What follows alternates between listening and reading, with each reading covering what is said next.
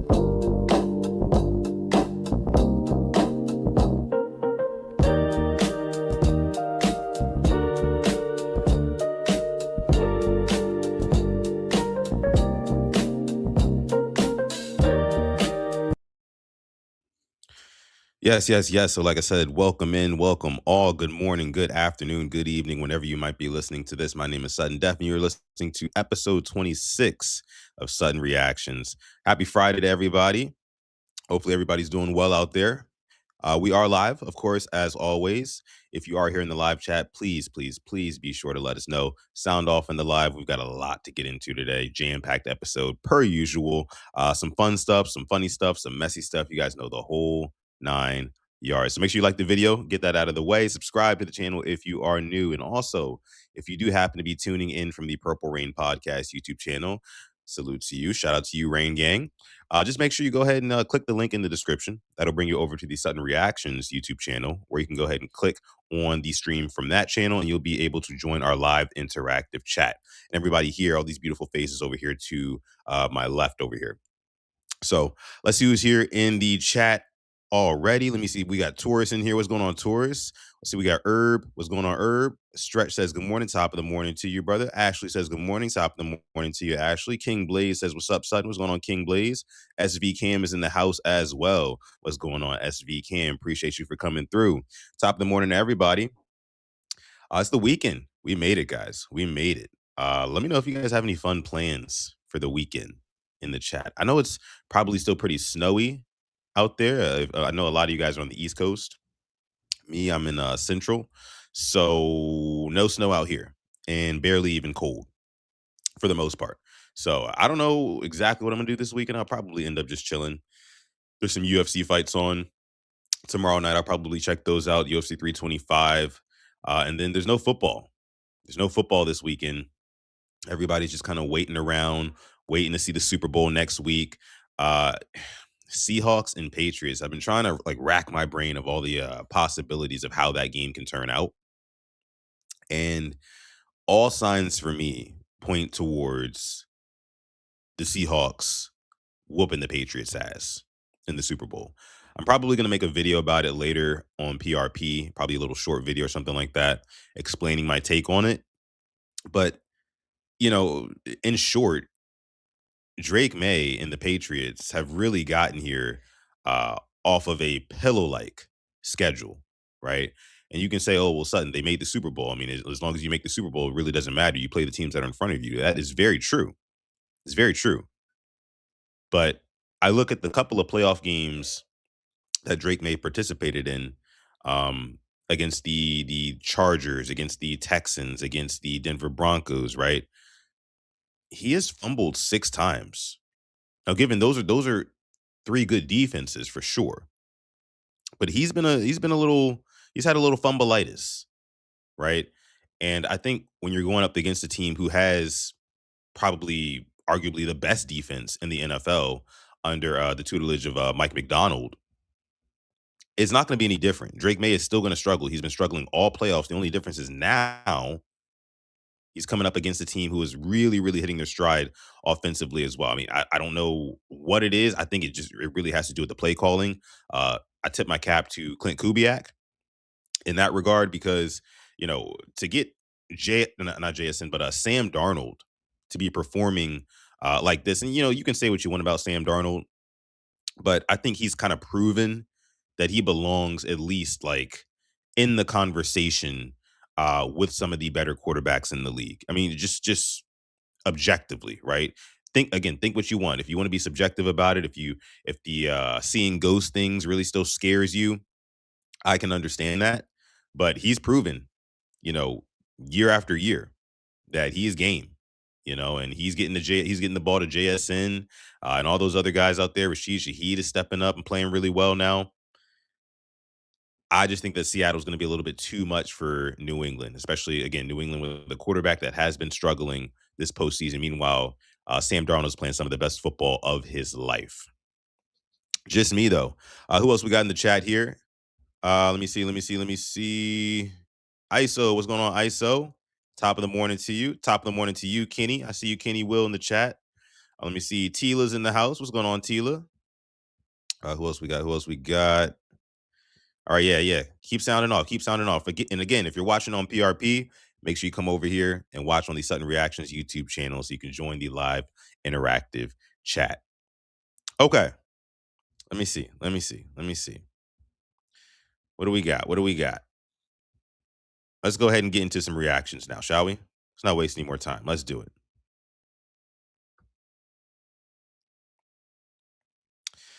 Okay.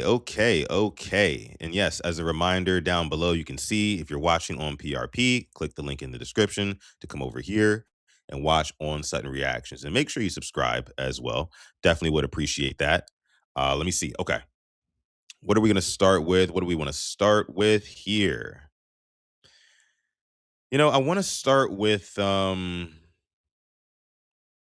before we get to the liminal horror, right? Before we get there, how about we start with something a little bit different, a little change of pace today. Little change of pace.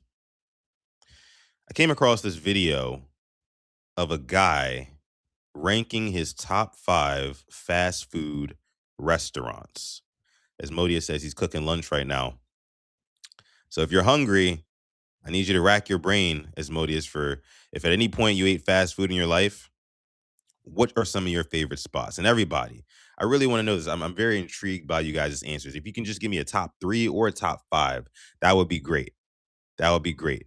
But this guy was ranking his top 5, and I want you guys to react to that too. Let's take a look. Top 5 fast food restaurants of all time. Ooh, the comments are about to get heated on this video. We'll start with honorable mention. First one, we're going Whataburger. Now, the only reason this didn't make top 5 is because it's not everywhere. Not everybody can access, but Whataburger is gas. Second. Now, really quick, I'm going to pause it right there. Whataburger is not on the East Coast, like anywhere that I've seen. Now, down here in Texas, it's everywhere. And Texans absolutely love Whataburger. Me personally, not a fan. I'm a really big burger guy, and Whataburger really just gives like a gourmet Burger King, if you ask me. And it's just not worth the price. It's too pricey as well. So I don't know if you guys have ever had Whataburger before, but it's mid. It's mid. Mid as hell. Second honorable mention, we're going Sonic. And Sonic's ice creams, my goodness gracious. Kicking off the top 5, we're going Cane's here. Listen here. That cane sauce with that chicken is one of the best combos in fast food history, okay? Absolutely not. Absolutely not. Cane's is probably the most not underrated, overrated fast food restaurant of all time. You talk about the most unseasoned and undercooked chicken on the market, and they're just advertising this cane sauce. I mean, this cane sauce is mayonnaise based, like most sauces are. So basically, you're just eating chicken and mayonnaise with a little spice added to the sauce. Come on, bro. It's disgusting. It's disgusting. If you eat Cane's, bro, I'm not gonna lie. Hey, I'm praying for you. Number 4, and it's controversial here, we're going Taco Bell. Now, I'm not the biggest Taco Bell fan. I think the food makes me feel huge. But when I go, I do like it, and my friends are in love with Taco Bell. Nah, okay, so see, I know a lot of y'all now are gonna start to agree. I know some of y'all rock with Taco Bell. I know that for a fact. But let me tell you something. The grade of meat in Taco Bell's beef is a grade lower than dog food. And that's a fact. And that's a fact. Taco Bell is absolutely disgusting.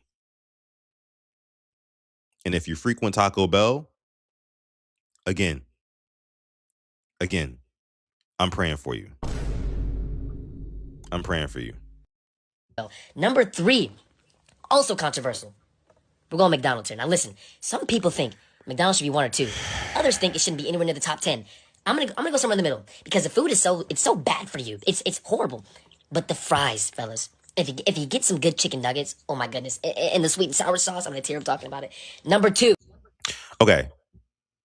So I'm gonna be honest with you here.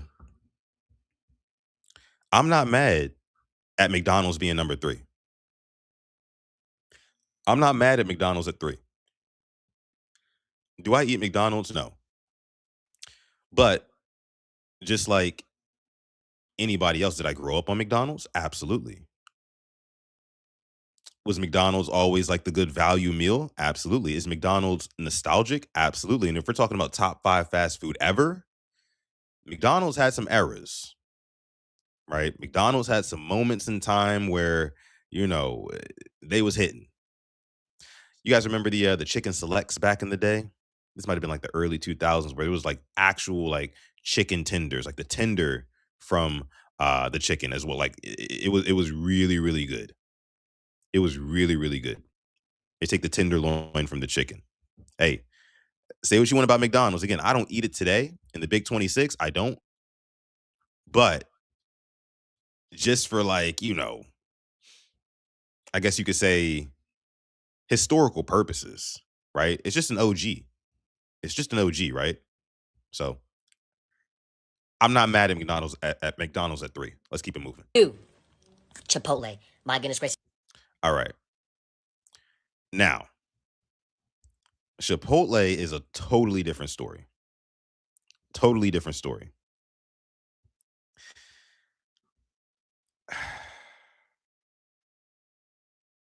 Chipotle was revolutionary. I'll say that. Which is why I'm not mad at it at number 2, but I might switch out Chipotle for McDonald's, right? I might put Chipotle at 3, McDonald's at 2.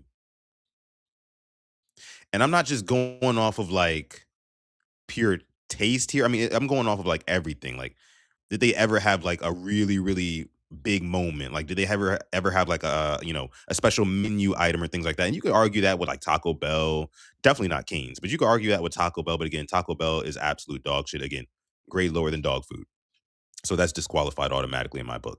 But Chipotle was revolutionary, being able to walk into a restaurant and get fresh ingredients tossed into this bowl or burrito of your choosing. You get fresh chicken or steak or whatever, revolutionary to say the least. I can't lie to you. But Chipotle's quality has drastically declined over the last, I'd say, 26, probably last decade. Yeah. In the last decade, quality's been trash. Ashley says Qdoba is better. I've actually never tried Qdoba before. I've heard that, but I've never tried it myself. As Modi says, I don't like Chipotle. Always fucks my stomach up. Tila says they stingy. They are. And they be pressed. To let the people down the line know that you got double chicken, right? That little 1 extra scoop. And don't order it online. Don't order Chipotle online because they really going to skimp you then. They got no integrity at Chipotle. Again, I'd probably put Chipotle at 3. I'll put Chipotle at 3. And another reason I'd put McDonald's at 2 is because even though I don't eat it nowadays, I do realize that if you are locked in with Mickey D's, basically meaning like if you have their app and you like, buy stuff and, get rewards and stuff like that, it actually ends up being pretty, useful because you get a lot of free shit apparently. But I don't have the app, so I wouldn't know. But let's see what number 1 is. It better be Chick-fil-A. It has to be Chick-fil-A, right? First of all, if you work at Chipotle, give me more food. Put some more meat in there before I crash out. But Chipotle is gas. It's a little expensive. A little on the pricey side, okay? Number one, me personally, I think it's a blowout. Huge blowout. We're going Chick-fil-A here. Fellas, they're Yep. closed one Got day of the to. week. It's a Got lot of to. days during the year, and they still kill the competition. The customer service puts it number one by far. The consistency in their fries and chicken. The mascot is beautiful. The cow asking to eat more chicken. The logo is beautiful. Everything about Chick-fil-A is just greatness. Listen, if you don't agree with this list, you need to reevaluate yourself, okay? And also, y'all let me know in the comments, what are the top 5 lists y'all want to see? Yeah. I mean, I think again, by default, you have to give Chick-fil-A the W there. I mean, again, when you're closed one day out of the week and you're still just blowing the competition out of the water sales wise, that says something about your product. Now, I think that Chick-fil-A in the last 2 to 3 years has kind of fallen off a bit, right? And I don't know what you can necessarily attribute that to, but for what, about 20 years, they had like a 20-year run where like it was just you wanted some quality fast food. Like Chick-fil-A has always been where quality meets convenience, right? You can go there, pick something up real quick, fast, and in a hurry, and you know it's not going to be slop, right? You can bite into, I talked about McDonald's, you can bite into a random McDonald's chicken nugget and you'll like taste fat, like legitimate fat. And that's disgusting. But Chick-fil-A would never do you like that.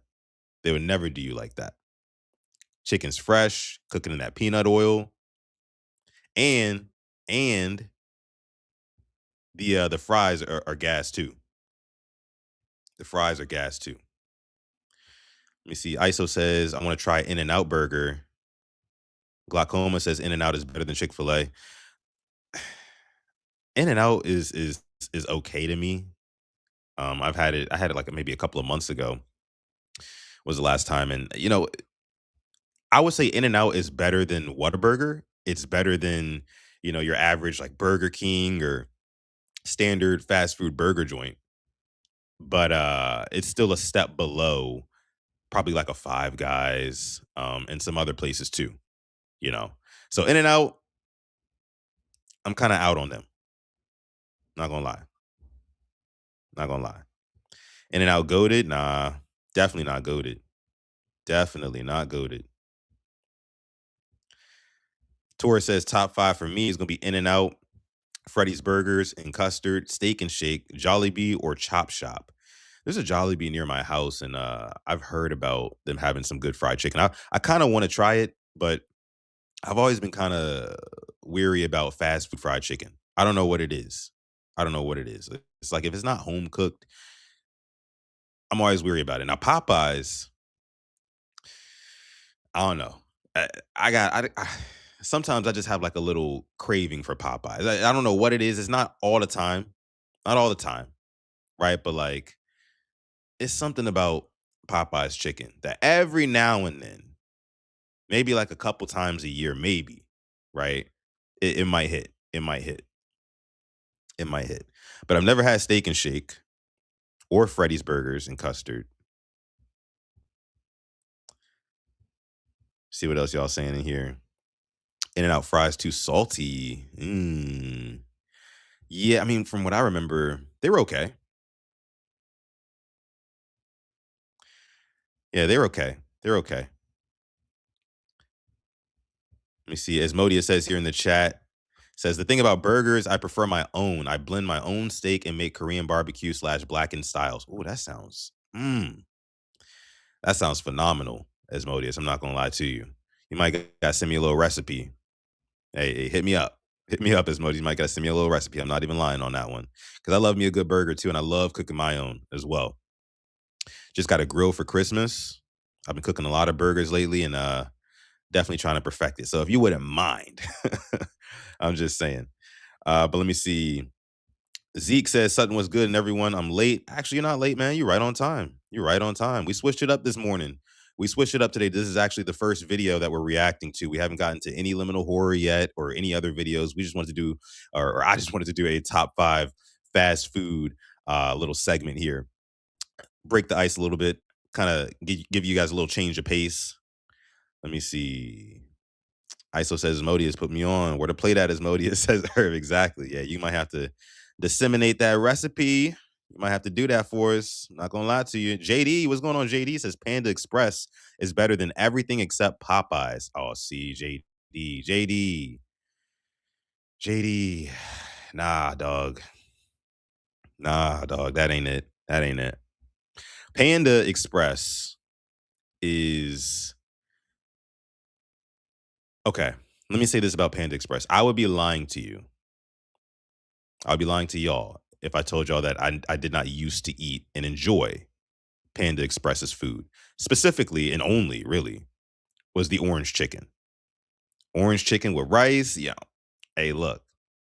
Hey, look. Had me in a little chokehold from probably about the years of what 2019 to 2020, 2021, maybe. Had me in a little chokehold. Not gonna lie to you, but one day I was eating orange chicken. I just realized I was like, you know what? This shit ass for real. And I was just like, I'm not eating the rest of this, and I threw out the rest. So I don't know. Haven't had it since. Haven't had it since. And that was sometime maybe a couple years ago. Probably a couple years ago. Says I won't tolerate any Panda Express slander. Oh, sorry. Sorry. And don't bring no Panda Express around Asmodeus. Don't bring no Panda Express around Asmodeus. He ain't going for it. He ain't going for it. But let me see. Mike says, what's going on, Mike? Top of the morning to you. Says Panda Express was my first job. LOL, I can tell you exactly what not to eat. Probably that orange chicken, right? I didn't try like the teriyaki or, whatever else they had up in there. It was just every time, you know what I want. Feel me? Load it up. So my lunch breaks. My lunch breaks. All right, all right, all right. Say y'all bugging if you don't like Panda Express. Come on, dog. We gotta Asmodeus, you gotta bless us with some recipes, man. You gotta bless us with some recipes. uh all right, all right. That was fun. That was fun. That was fun. Let's go ahead and get into some lemonade horror, as Tila would call it. Let's get into some lemonade horror, shall we? Let me see. So first, let's just recap yesterday for your boy. Yesterday, I believe Void won yesterday. Void, I don't think Void is in the chat yet. But again, shout out to Void for getting the W yesterday.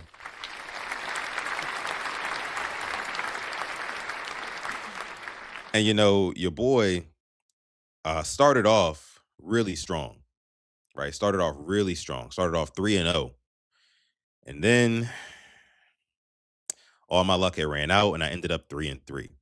So I went 500. I didn't go above 500. You guys know that's my goal. Day before yesterday, I went above 500.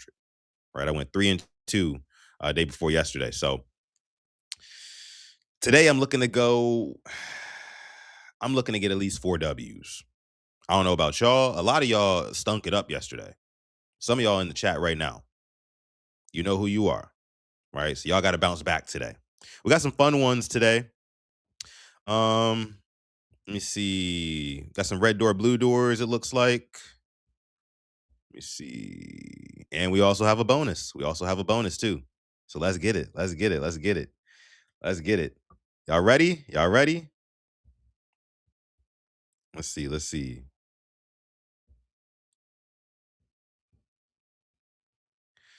Kwame says, what do I think about rallies? I've actually never had rallies. Is that the same thing as checkers? I believe it is like a similar, if not the same thing. I've had checkers before. Checkers is also mid, just a bag of grease.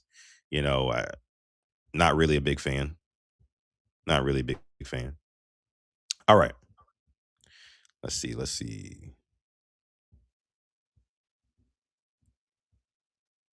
Tila says, how you know they're fun, Sutton? Well, here's the truth, guys. So like I said, I go on TikTok late at night and I scroll through TikTok and now my algorithm knows that these are the only things that I want to see. So I'll go through and I'll keep scrolling through and I'll find ones that have like the most likes and the most comments. I know those would get a lot of engagement because it's probably a good scenario. So before even watching it, I just straight download it to my phone. And this is, again, guys, this is like 2 in the morning. I'm like scouting these videos out and I'll just automatically download them to my phone. I upload them here. You guys don't know how much work I go through just to not spoil it for myself to keep it genuine and fun for everybody. So if you believe me, great. If you don't, is what it is. Hopefully, you know me better by now. Tila says, okay, all right. Think what you want. If y'all don't want me to play, I don't have to play. Feel me? I could just sit back. I could drink my little coffee right here, and y'all could just play. But again, don't you think if I knew the answers to all the to the test, why wouldn't I be scoring 100? Right? I normally am like really bad at these, and you guys know that. So believe what you want. Believe what you want. Let me see. Let me see. Oh man. All right. Here we go. Here we go. Here we go. First challenge, guys. First challenge, guys. And by the way, one more thing too. I forgot to tell you guys. Whenever I get a W, guess what? The hat's coming on, baby. The cowboy hat's coming on whenever I get a W. All right. All right. So, all right, let's get ready for this. Let's get ready for this. All right, first one. Here we go. Choose a door. The door you choose will determine your faith for the next 48 hours. All right, 48 hours. Red or blue? Where are we going? Red or blue? Where are we going with it? Sound off in the chat. Sound off in the chat. Let us know. Also, if you're watching the replay of this episode, be truthful with all your answers and put them down below in the comments and let us know your actual record, right? Because somebody in the comments might win. I can't really count it because I don't know if you're telling the truth or not, but I still want to see it. I still want to see it. So comment down below. Comment down below. All right, all right, all right. Let me see. All right. So let's go. I see red, red, blue, blue, blue, red, blue. Oh, it's kind of even. It's looking mad even. You know what? I'm gonna go with the. I want to start off strong. Y'all know my reverse psychology theory. Y'all know my reverse psychology theory. They put the monster where you actually should go. But on this one, I'm gonna go reverse psychology, and I'm gonna say red. I'm gonna say red. All right, here we go. Here we go. Red door for me. Blue door for a lot of y'all. Let's see. The next 48 hours. Door number 1, the ocean pool. You're standing in the center of a massive swimming pool, surrounded by an endless ocean. There's only one chair, one pack of food, nothing else. Whoa. The water looks calm, but you can't stay in it for too long. Something lives below the surface, a massive shape, circling, watching. Sleep is barely possible. Bruh. You rest on the edge of the pool, afraid to fall in. You must survive for the next 48 hours. So I'm not even gonna lie, y'all. I'm not even gonna lie. That's already feeling like a L.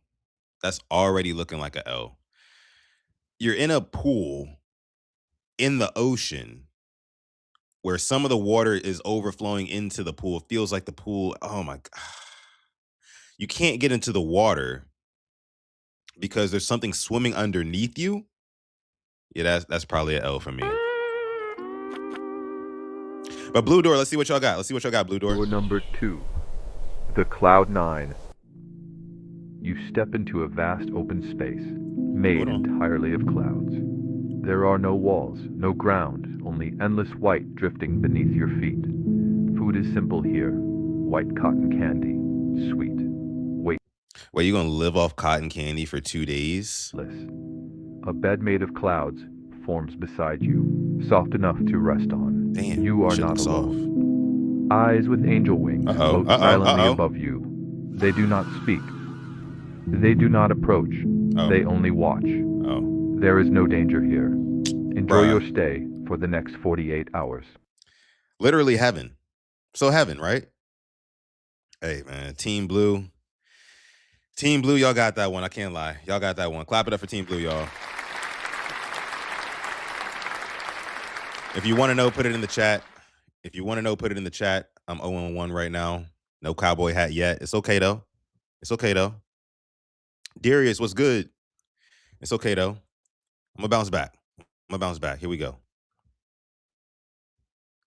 Let me see. Kenny 1-0. King Blaze 0-1. You guys hear Ace? Let me see. JD 0-1. Tila 0-1.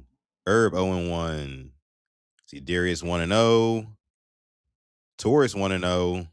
All right. Starting off strong. Some of y'all. Zeke 1-0. All right, let's get to the second one. Ace 1-0. All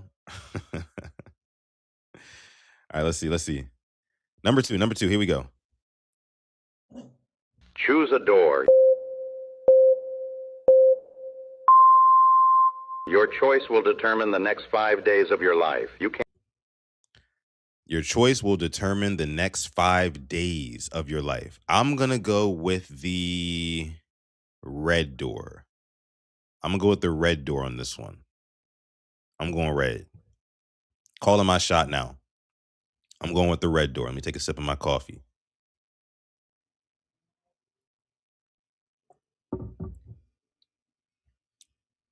Yeah. Let's see. What y'all saying in here? Let me see. King Blaze says red. Kogan says blue. Kwame says blue. Stretch says blue. Kenny says blue. Taurus says red. ISO says blue. Ashley says red. King Blaze says red squad. Let's go. 86 Ghost is red squad. Let's go. Asmodeus, Herb, JD, all red squad. Let's rock. Let's rock out. We got this one. I got a good feeling about this one. Mike says blue. Zeke says blue. Glaucoma says blue. Tila says red. Okay. Let's do it. Darius says blue. Nah, I'm going red on this one. Herb. Let's get it. KP says blue. KP says, I just know I'm cooked. What color won first round? Blue won first round. I'm going red on this one, though. Here we go. You can't undo your decision. Got a good feeling. Welcome to the abandoned ward, a hospital lost in the 1940s. Everything here is old, dirty, and decaying. The air smells of rust, medicine, and forgotten patients. There is no exit. This hospital has no end. You are trapped inside. You are not alone. The shapeshifters live in these halls. They are tall, thin creatures with disturbing faces and unnaturally long arms. They will be watching you everywhere. They can become any object and even appear as nurses to trick you. Don't fall for it. Food can be found in the hospital kitchen, but the moment you try to take something, they appear. More shapeshifters surround you, watching, waiting, getting closer. They will not leave you alone. You will probably not survive the 5 days. Good luck.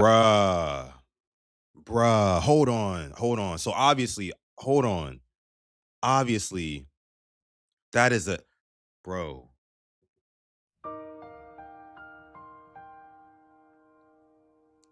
Hold on, chat.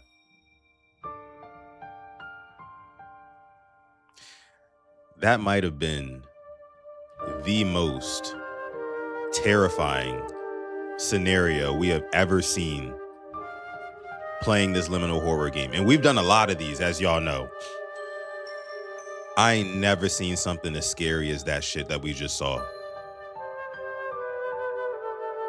I ain't never seen no scary shit like that before. Your boy is 0-2.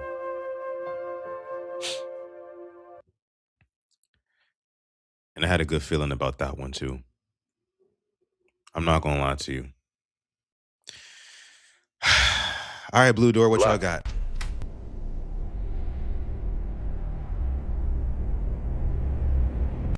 Welcome to the Cloud Realm. You arrived in a floating paradise. Each floating island is a peaceful settlement, drifting endlessly through the sky. The Etheri live here. They are fluffy beings with large wings, allowing them to travel swiftly from cloud to cloud. They are very friendly. Pure peace surrounds this world. There are no dangerous creatures here. You are completely safe. The Cloud Islands hold a unique... Don't you just love how these videos like make you use your imagination sometimes? That's what I love about these, personally. nature, unlike anything on Earth. Floating forests, glowing plants, and skies that never end. Food is never a problem. The clouds grow strange, delicious fruits, and crystal clear water that feels like it heals your soul. Some Etheri are giants. They can carry you between islands, and every journey is calm and comforting. Drop it if you 2-0 in the chat, man. Shout out to everybody 2-0. Clap it up. If you pick Blue Door, if you pick the Blue Door, clap it up for yourself. I'm 0-2. Your boy is 0-2. I'm dying to bring out the cowboy hat, y'all. I'm dying to bring it out. But your boy is 0-2. Unfortunately. Damn. See in the chat, what's y'all record? What's y'all record? 86 Ghost says, at this point, I'm going to try to go winless. Not taking you to the casino. Ghost. Let me see who I'm taking to the casino today. Stretch 52. Come on, man. Get your chips ready. We hitting the roulette table. Asmodi is 1-1. 86 Ghost says 0-3. This one was 2 losses. We got Holy Water and all. Big W. King Blaze 0-2. Damn. King Blaze, you right there with me, bro. You got to step it up. We got to step it up. Goose Egg and 2. Yeah, it'd be like that sometimes. Tila. KP 1-0. Kwame 1-1. All right. It's bounce back time. Like Tori said, it's bounce back time. Let's get it. I'm 0-2. I'm thinking of going on a run. I think it's time to go on a run. Let's see. Number three. Choose a door. The door you chose will determine your new life. Oh, now that's crazy. The door you choose will determine your new life. Like literally your new life. Not, like we're not staying here for 5 days, not for 48 hours. This is your new life. So who gonna be living better? We living better behind red door, or are we living better behind the blue door? I'm gonna go with the blue door on this one. Red door has done me no favors. I'm not gonna lie to y'all. I know the reverse psychology. You feel me? The clown is pointing at the red door. So it's like I'm tempted to pick red. But I'm going to go blue this time. I have to switch it up. I got to abandon the run.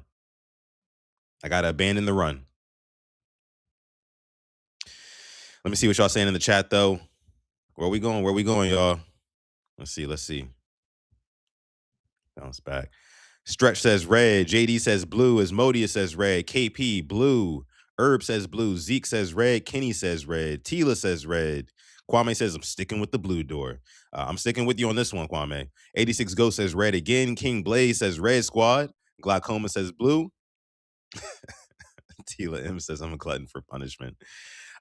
Taurus says blue. Kogan red. Okay. All right. Mike says red. All right.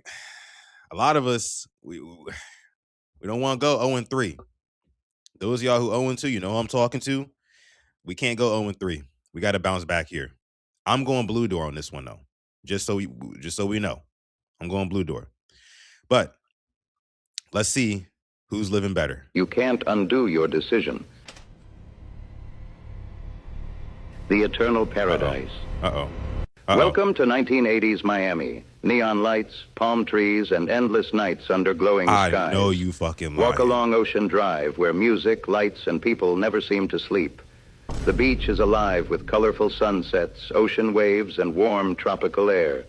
Free drinks and fresh food wait for you at the beach bars, day and night, forever. Join legendary Miami parties under neon lights, disco beats, and endless dancing. The arcades glow forever, filled with flashing literally pixels, a vacation. Sounds, and endless high scores. Can you break them all? Choose your dream car and cruise through neon-lit and they streets, still going. just like in the movies. Which car will you drive first?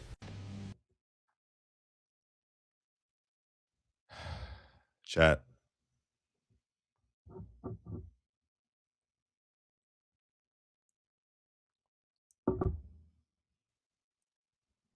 I really don't know what to say. An 0-3 start. They literally sent you red motherfuckers on a vacation to Miami. To Miami. 80s Miami, too. I think they said. It ain't nothing but parties and beaches and quaaludes. Nothing but it. Oh my gosh, bro.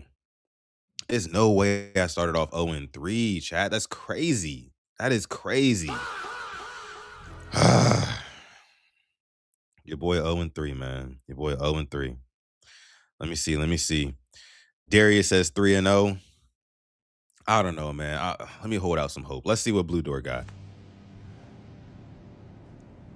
Forever a comrade. Good morning, comrade. Welcome to Mother Russia. Your new life begins now. Your apartment is cold, quiet, and controlled. Endless concrete towers surround you under gray skies. Here, individuality does not exist. Red flags cover the main square. Loudspeakers repeat the same slogans, and obedience is expected. People wait in silence. No one talks. No one smiles. The cold never leaves, and you are one of them. Factories run day and night. Smoke fills the sky while the same routine repeats forever. Food is limited. Long lines form for bread and canned food. Sometimes there is nothing left when it is your turn. Fences stretch into the distance. Watchtowers glow in the snow. Soldiers observe every movement. You can't escape. You are forever a comrade. And slowly, the memory of freedom. You know, I'm offended that y'all would think that I'm cheating at this damn game. Because every time I get fucked over, like, bro, I really I don't understand. I don't know what to say, chat. Like, I just literally Russia in the middle of a war as opposed to 80s Miami.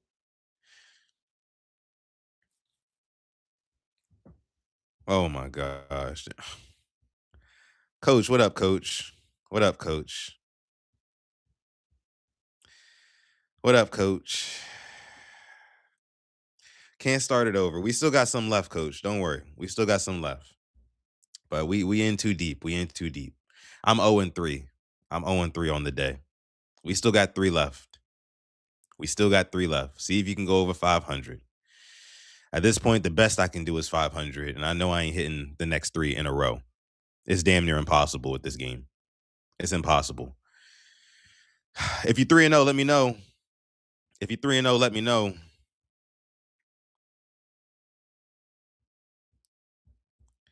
JD says, and you're black at that.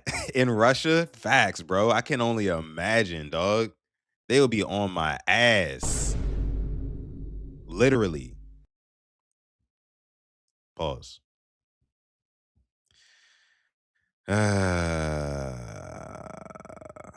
Asmodeus is 2-1.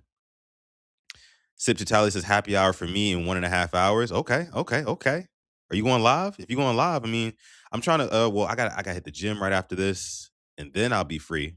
If you're doing a happy hour stream, I'd love to come by. I gotta pick me up some sip though. Gotta pick me up some drink. I don't got none right now. Let me see. 86 Ghosts is 1-2. Kwame is 1-2. Zeke 3-0. Okay. Zeke 3-0. Kenny 3-0. I see in the chat. Shout out to y'all, man. Big ups. Hey, Kenny been cooking this week. Just the day before yesterday, Kenny was like 5-0. He going crazy. Oh, coach said he going to a real happy hour. Okay. That's even better. King Blaze 1-2. Stretch is 3-0. Clap it up for Stretch. Shout out to you. I don't know how y'all do it. Y'all really like some good luck charms. I need y'all to always be in the stream. Please don't miss a stream. Hit the notification bell. I need y'all good luck. All right, let's move on here. Coach just got in here. Let's see what Coach got. Let's move on. Let's move on. Number four. Choose a door in 5 seconds. The door you choose will determine your fate in the next 48. All right, next 48 hours. Where are we staying the next 48 hours? Red door, blue door? Let me know in the chat. Let me know.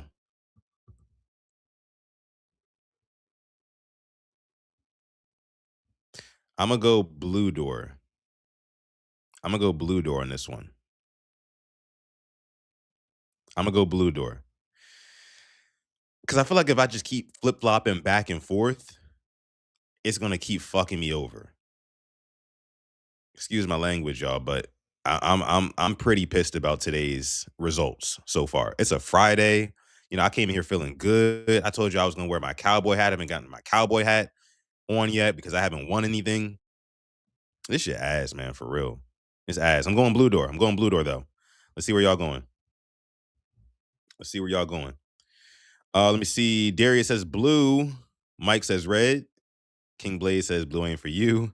Maybe it's not. JD says blue. Coach says blue. Asmodia says red. Torres says blue. Okay.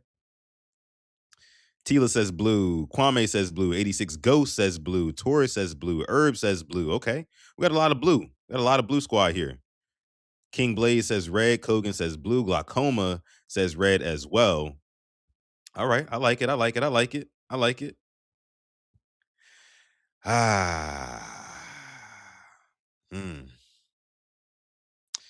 We're gonna see. I'm rocking with blue here. I need to bounce back. I'm 0-3.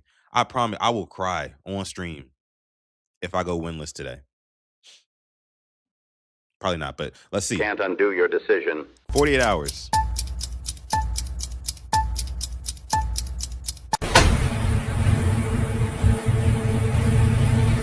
The Forgotten Arcade. This place is known as the Forgotten Arcade. It was once... All right, Red Door. Sometimes these arcades be scary. You feel me? Sometimes these arcades, they haven't shown no entity yet, but I'm just letting you know this might be a W, because sometimes these arcades do be scary. Y'all know that. We've seen a couple of these. Once filled with laughter, music, and flashing lights. Is that mold? Now it is silent. The machines still run, but no one knows who turned them on. Oh, yeah. Food is almost impossible to find here. The only snack bar is full of mold and rot. Everything left behind is inedible. You are not alone here. The arcade stalker follows you wherever you go. It reacts to even the smallest sound. If it feels disturbed, it will attack. Yes, sir. Be quiet and careful. That's it a can W. climb walls and ceilings. Oh, shit. I know y'all see that. Where my red team at? I don't know, y'all. I don't know. Hey, blue door can't get much worse, any worse than that. I know that. I know that much for a fact. No way y'all gonna make me take this hat off. And it is always watching you. The only way to survive is to fall asleep in the storage room, but reaching it is almost impossible. You must find a key first, and the key could be anywhere in the endless hallways. Good luck. Yeah, Team Red, y'all cook. Blue, where we staying at? Where we going on vacation? Let me know something. Elysium Maze. Okay. Welcome to the Elysium Maze. The bushes stretch endlessly, forming quiet green corridors under a calm sky. Fruits grow everywhere on the hedges, so food is never a problem. Small, goblin-like creatures live here. They are gentle and friendly, and they collect fruit for you, guiding you through the maze. They never speak, but they always seem to understand what you need. At the center of the maze, there is a beautiful wooden cabin, warm and safe. This is the place where you can rest and spend the rest of your time in peace. Oh, yeah. Give it up for Team Blue, y'all. Give it up for Team Blue. Team Blue, we bounce. I mean, hey, look. If you're Team Blue and you started off bad like me, it's bounce back time. Let's get it. Drop your records in the chat. I'm 1-3. It's okay. I'm 1-3. It's okay, though. You feel me? I think Coach 1-0. I think that was his first one. He got a dub on his first try. Good job, Coach. I'm 1-3, but it's okay. And we rocking out with the cowboy hat. And we rocking out with the cowboy hat for that. Let me see. King Blaze 1 and 3. Red be letting me down. Yeah, man. You gotta. Hey, look. Hey, I don't know. I might start getting hot. Y'all know I got the other day. I got real hot. Let me see. Let me see. Darius 4 and 0 is crazy. Shout out to Darius. Shout out to Darius. Oh gosh, people at my front door. Sorry guys. Ace is going crazy. We're gonna take a quick little break here. Drop your records in the chat. Back in 30.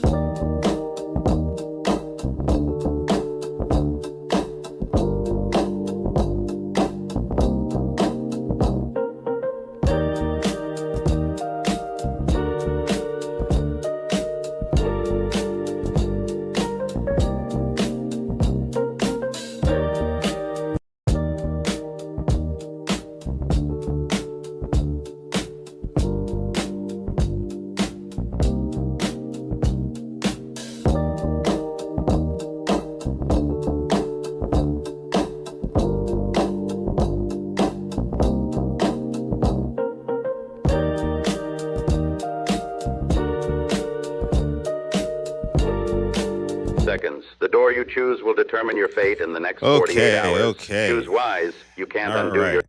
Sorry about that, everybody. Sorry about that, everybody. Had to take a little quick break there.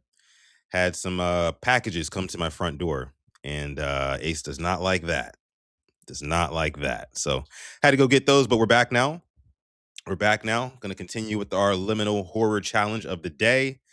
Your boy is 1 and 3, but just got his first W of the day. So, you know, big ups to me. You feel me? That's why I got this cowboy hat on right now.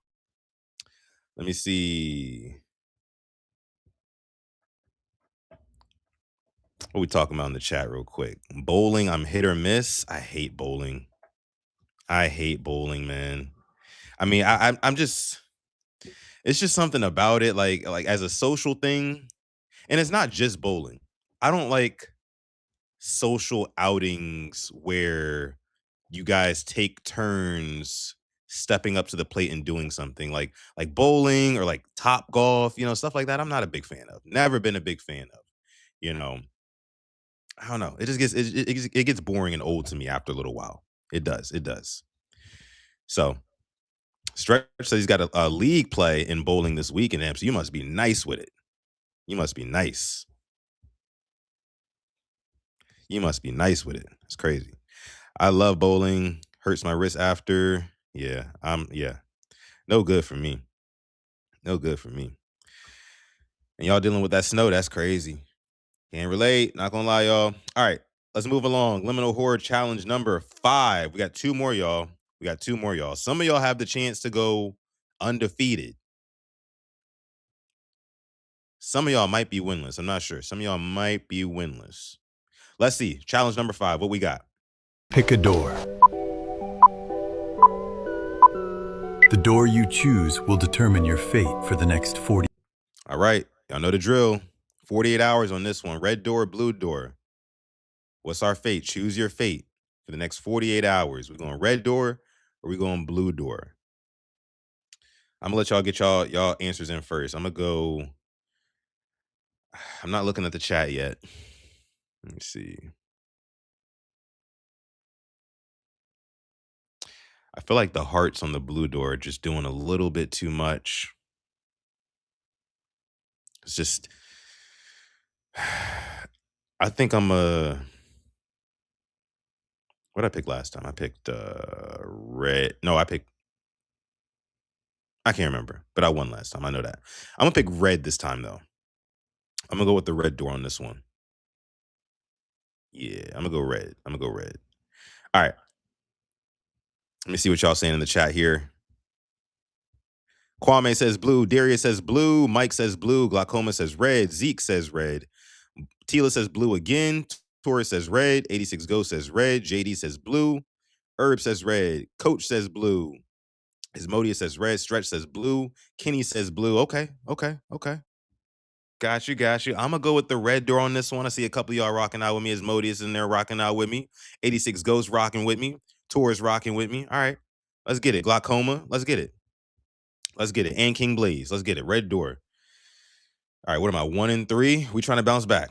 Let's go on a run. Door 1, the Pig Village. You wake up in a stone cottage surrounded by fields. Outside, humanoid pigs in suits walk the dirt roads, drinking milk and tending farms. They look human-sized, but their heads are full pig. If they see you, they'll invite you to dinner. Accept, and you'll eat stew made from the last visitor. Decline, and they'll follow you home. Every 6 hours, one will knock on your door holding a glass of milk. Do not drink it. You'll start to change. Your hands first, then your face. By hour 48, you'll be one of them. Door.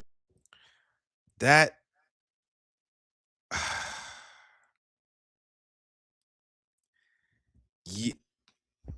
the only thing that you have to eat is stew from the last victim.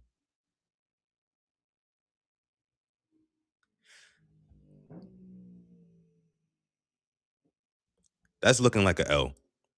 I'm not gonna lie to y'all.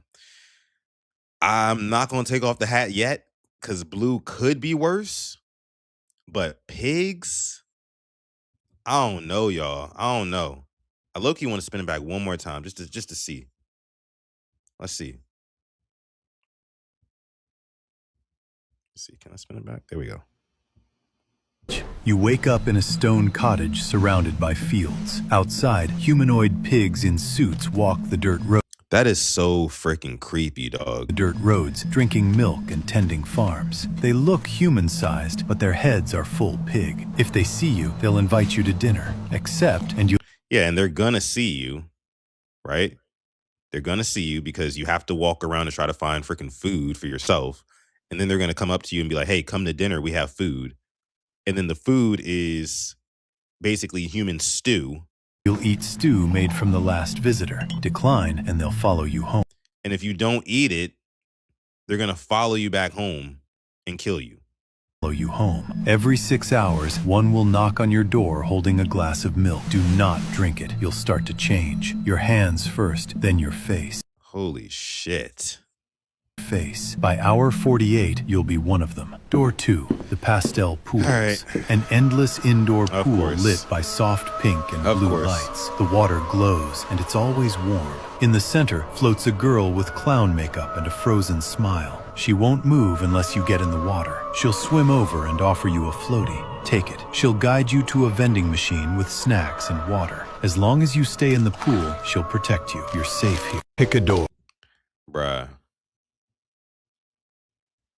Oh my God.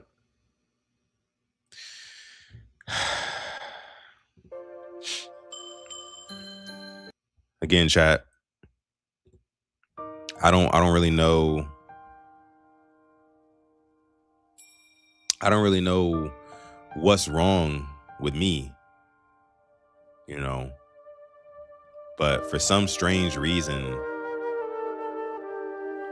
I'm having a damn hard time picking the right door on these. And I just don't know if I'm having fun anymore.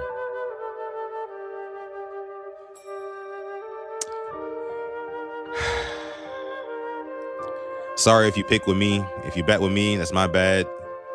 Maybe I should just stop playing and be the judge for y'all. That's what I'm thinking. I took the hat off. It's another L.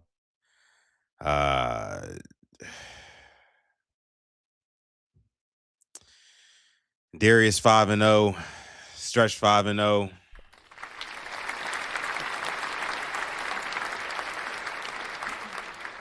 Shout out to y'all, man. That's not easy to do.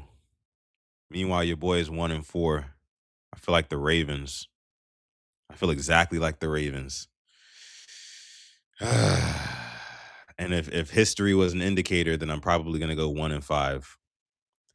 And guess what? We only got the bonus round left. Some of you can go 6-0, which is insane to me. But you know that bonus round is a motherfucker. It's really hard to win the bonus round. And y'all know what that is. Y'all know why it's hard to win the bonus round. So we're going to see. We're going to see.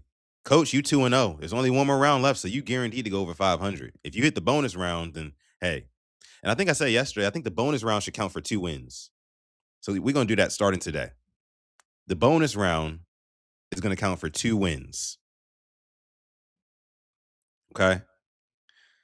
So if you win this one, you can add 2 W's to your record. So maybe, I mean, if I win this, I can go 3-4. I'll be below 500, but it'll still be some sort of consolation victory for me. Right? So before we do that, though, let me see what y'all saying in the chat here. Zeke says this is why I don't gamble. Bonus round. All right.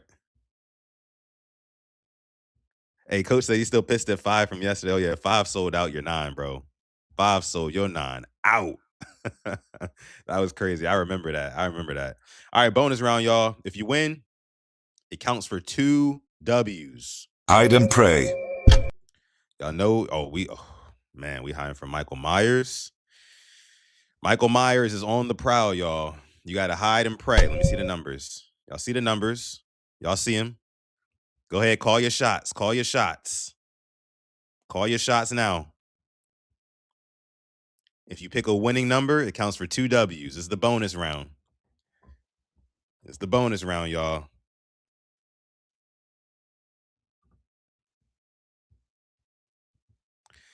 JD says play the Halloween theme music. I wish, but they would immediately strike me down for copyright if I did that. I actually did that on, I think, last week's episode, and YouTube flagged me for it. Not even realized until later that it was playing that music. Let me see. Tila says this will make or break me. Taurus says 5. Okay. Glaucoma says 8. Kenny says 5. Coach says 5. JD says 5. Okay, a lot of y'all picking 5. King Blaze says 6. Kwame says 3. Tila says 4. Asmodia says 5 too. 86 Ghost says 7. Herb says 2. Kwame says 3. Easy. Zeke says 6. I mean, hey, listen, man. That 5, I'm gonna be watching to see what happened with y'all number 5. Because a lot of y'all pick, I think at least 5 of y'all pick number 5. So I'm gonna be watching to see what happened with that one. I'm not gonna pick 5 just for that reason. I feel like y'all jinxing, y'all cursing 5 right now. I'm gonna go with, and I don't even know where it's gonna come in from. It's probably gonna come in from the bottom there, close to where 3 is at. And you know what? For that reason, I'm gonna go with 3. I feel like well, then he goes back out. He leaves by 3 as well. So I don't know. I'm gonna go with 3 though. I'm gonna go with 3. I got 3. Again, y'all, if you win this, it counts for 2 W's. All right, let's get it.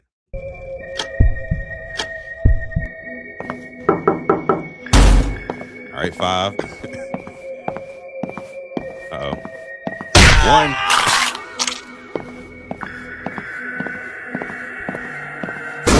Oh, my 3. Come on, bro. He did not have to do that, bro. He skipped right past 7, too. Oh, 4, you're cooked. Cooked. Uh-oh, 8. Help me! Over with. All right. Gonna be the last one. Ooh, 6. Cooked. Uh-oh. 5. What you doing, 5? Uh-oh. 2 cooked. Oh. 5 snaked out 2 this time. That's crazy. Wow. So what? Number 5 and number 7, the only ones to survive. That is wild. 5 just snaked 2. Like, oh my gosh. That was insane. That was insane, bro. I know y'all just saw that, bro. I know y'all just saw that. That's crazy. 5 and 7 are the winners of the bonus round. Shout out to y'all, man. If you got that W, man, that counts for 2.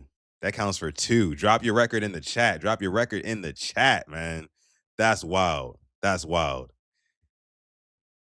Lord, man. And my 3 really sold off the early. And it felt like he forced it. He forced going to 3. Like, it was no reason for him to come backtrack all the way back through the house to get to 3 when that's where he came in from. And then he skipped right past 7. He skipped right past 7. I guess that's just how the cookie crumbled. Damn, man. 1 and 5 on the day. I never said it was going to count for 2 losses. 1 and 5 on the day for me. 1 and 5 on the day. Let me see. Ashley, 5 and 2 on the day. Shout out to you, Ashley. Clap it up for Ashley. That's a good record. Very good record. Hey, man. Kenny with the 6 and 0. Clap it up for Kenny. Yes, sir. Hey, that's a W. That's a W. He's already in the top spot on the day. Already in the top spot. Taurus 5 and 3. Not bad. Not bad. Not bad. Shout out to Taurus. But first place is my guy Kenny. First place, my guy Kenny. Coach also with the 4 and 0. Coach came in a little late, but clap it up for Coach though. 4 and 0. Not easy to do at all. Not easy to do at all. King Blaze 1 and 5. You right there with me, bro. Yeah, bro. It's a rough one. It's a rough one. It's a rough one. JD with the 4 and 3. I like it. I like it. Asmodeus 4 and 3. Good stuff. Good stuff. 86 Ghosts 4 and 2. 4 and 2. I like that. I like that. Ashley with the 5 and 2. Yup. Way to go. Darius ended up 5 and 2. Shout out to Darius.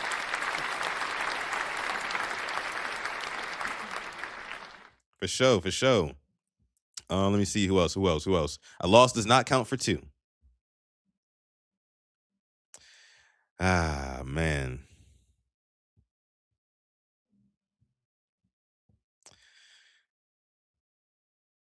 Stretch 7 and 0. Stretch, did you pick the right one? Oh, Stretch is 7 and 0, man. Number 1, first place. First place for Stretch 52. Hey, man, you win the day. You win the day. We got to start tracking these by the week. I'm gonna start going back and tallying y'all answers and y'all records by the end of these, so we can go week by week. But for today, my man Stretch 52 is the winner of our liminal horror challenge. Again, clap it up for Stretch.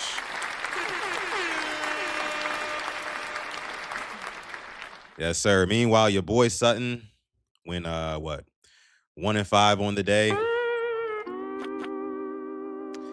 And it's we just gonna have to bounce back next week. We're gonna go back to the drawing board, do some things in practice, and I'm sure Coach will definitely be all over us on Monday.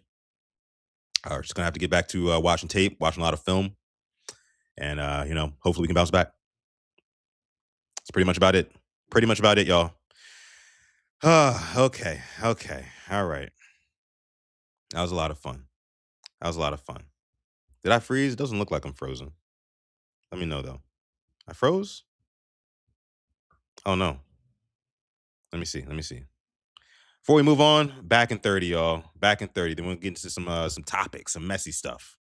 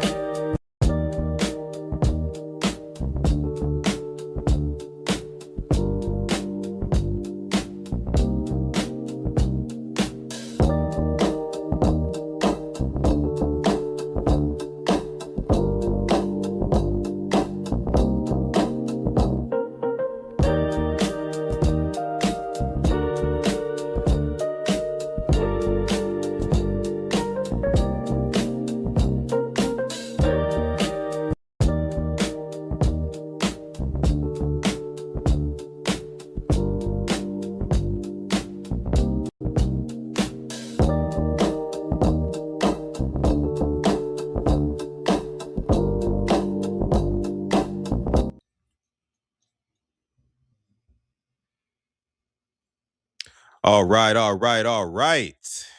Hopefully we're back now. Let me know in the chat if you guys can see me. Let me know if I'm still frozen. Push my chair up a little bit. The coffee's getting cold.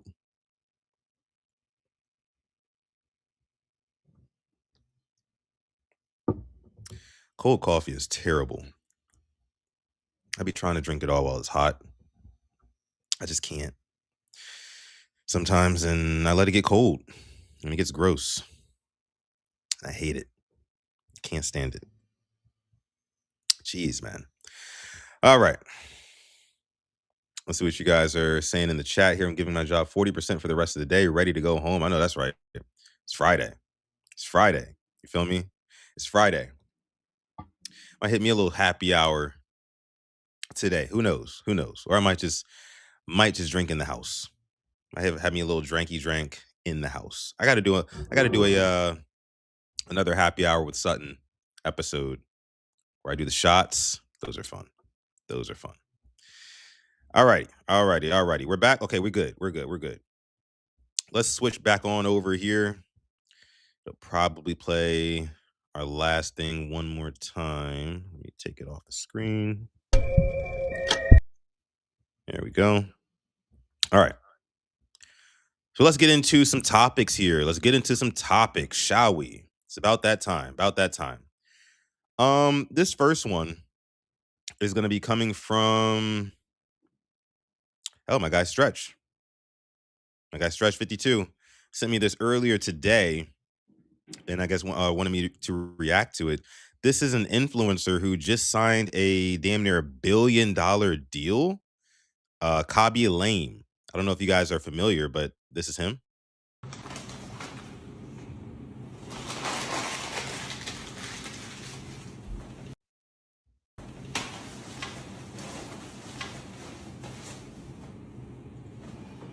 I've seen this guy before.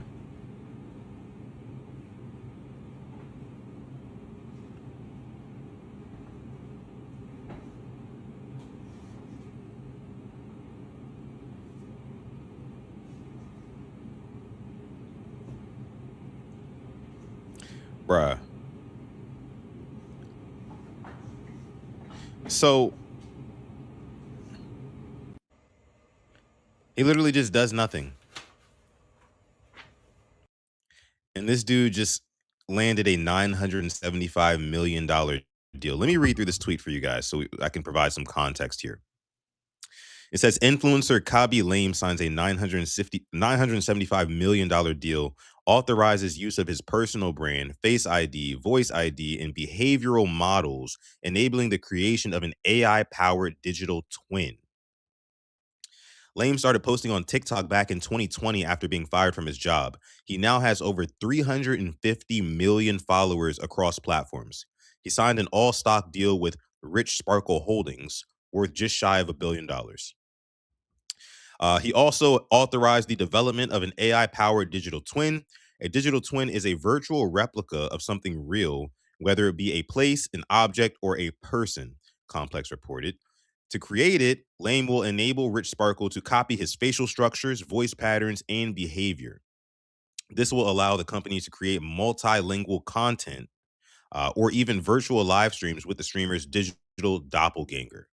Rich Sparkle predicts this deal could generate over $4 billion in annual sales. So what are we looking at here? Basically, we're looking at this guy who started posting on TikTok one day after losing his job.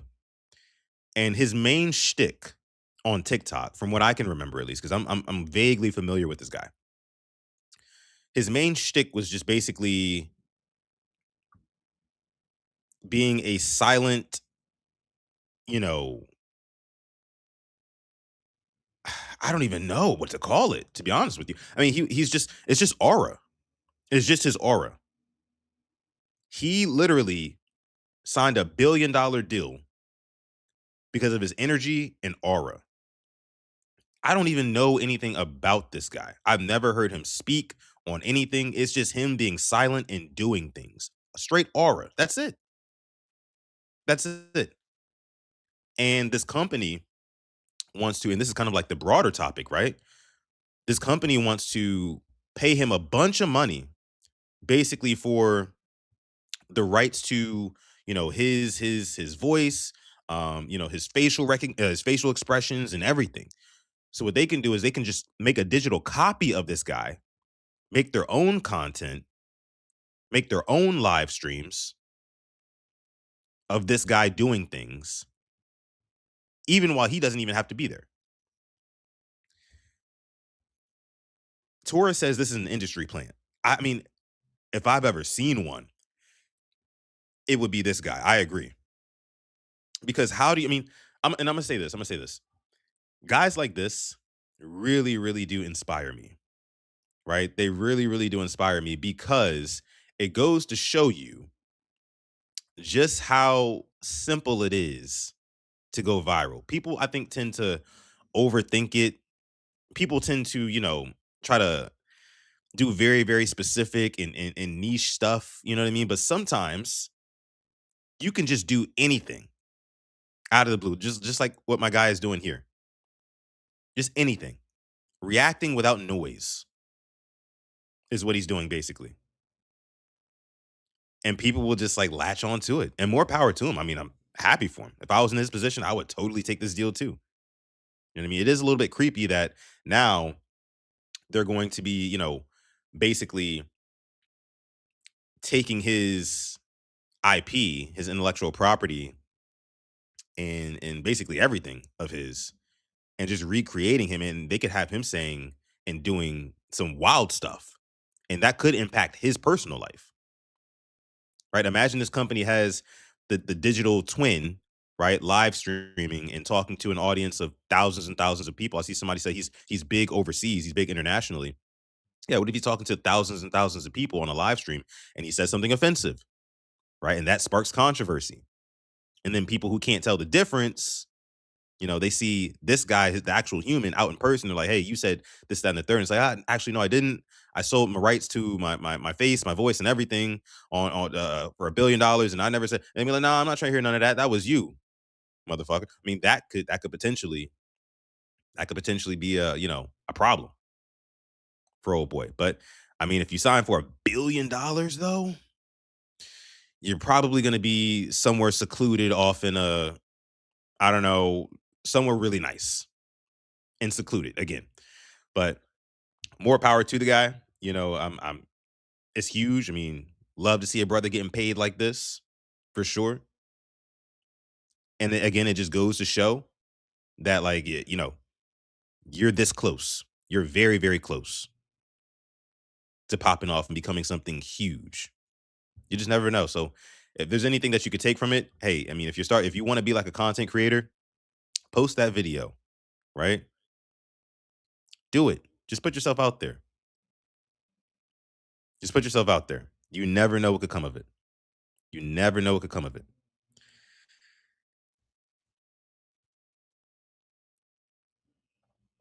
Kwame says, "I'll take that for $1 billion." Yeah, for sure. He's an Italian immigrant from Senegal. Okay, okay, easy money. He's gonna be the fall guy if that happens. Yeah, that's what I'm saying. That's what I'm saying. TikTok owned his rights either way. Really? Damn. So he's definitely a plant of some sort, bro. Can't convince me. Can't convince me otherwise. But still, post that video. You never know what can make you go viral. You just never know. But all right, let's move on here. Let's move on here. We're already an hour and 20 minutes into the show. Again, appreciate y'all for coming through to this one.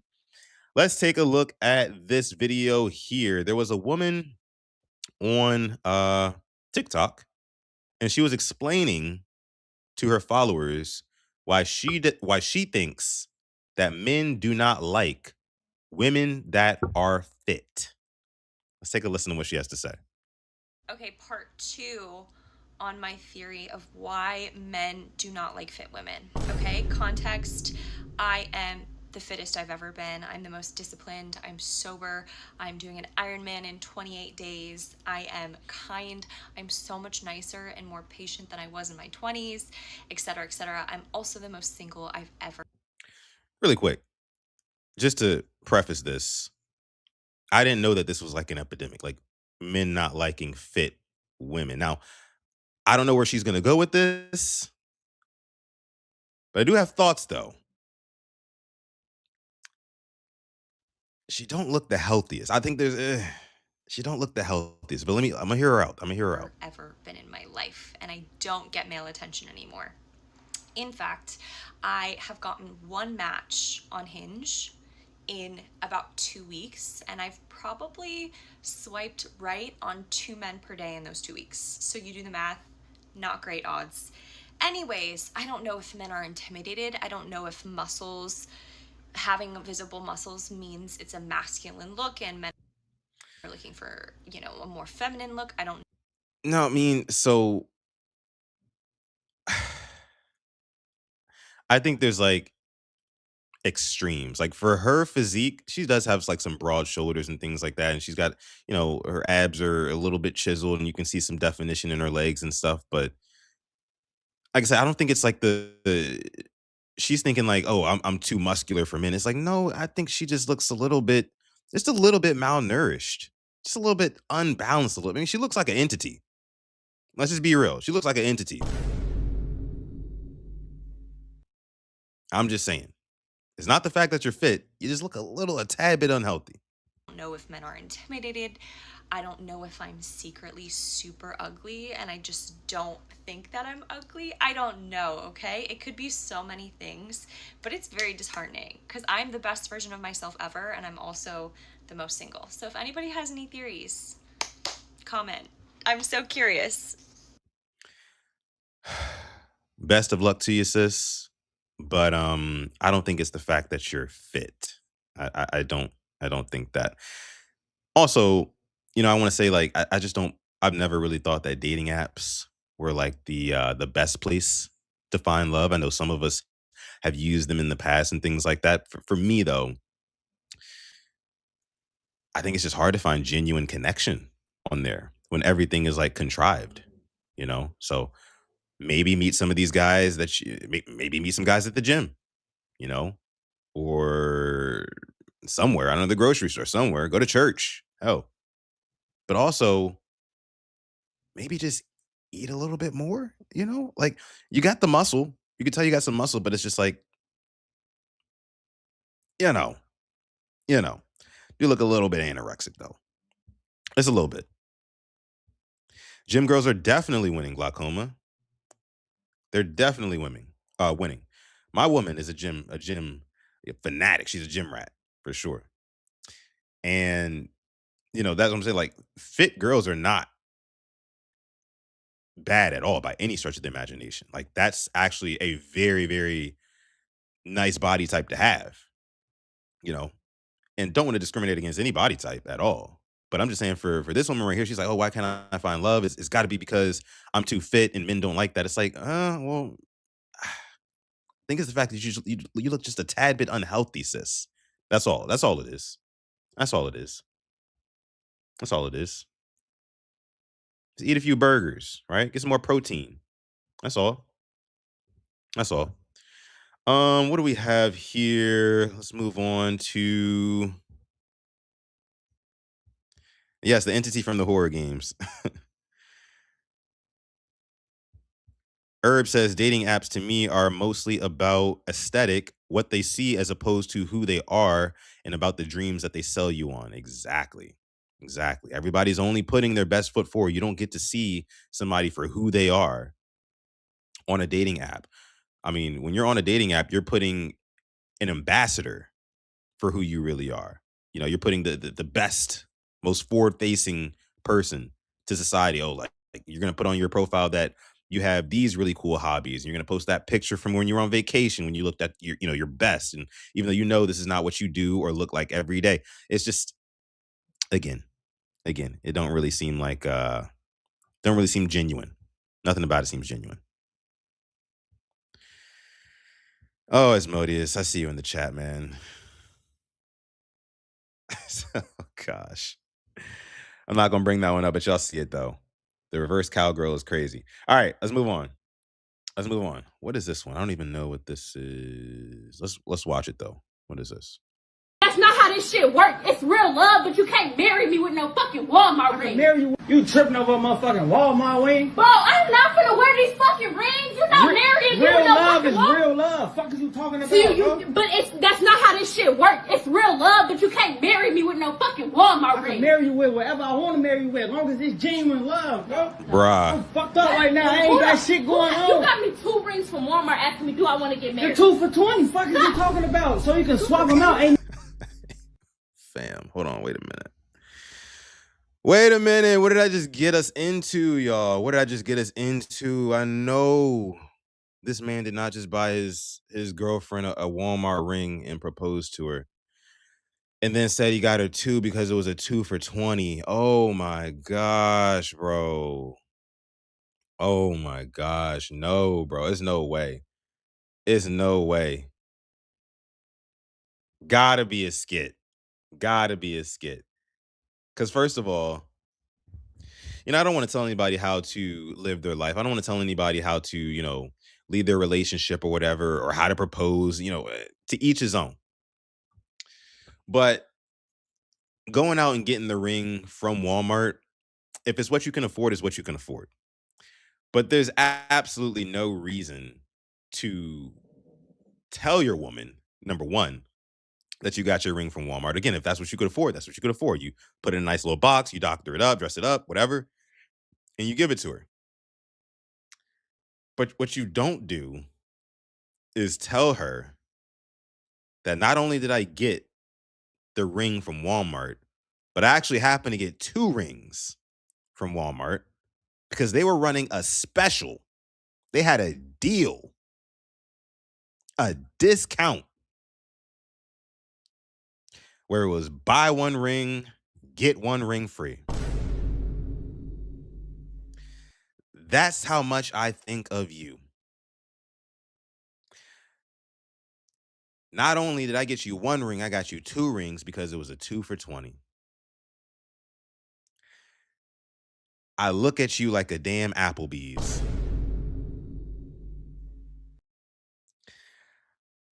If that ain't about the craziest shit I ever seen. And she going off, and she valid too.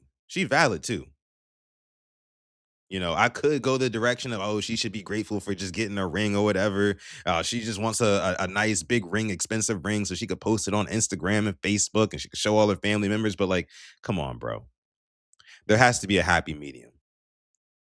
You don't go to Walmart to get the. I've never even seen the ring section at Walmart.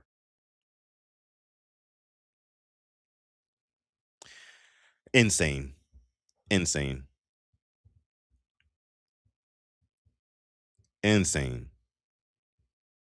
2 for $20 is wild.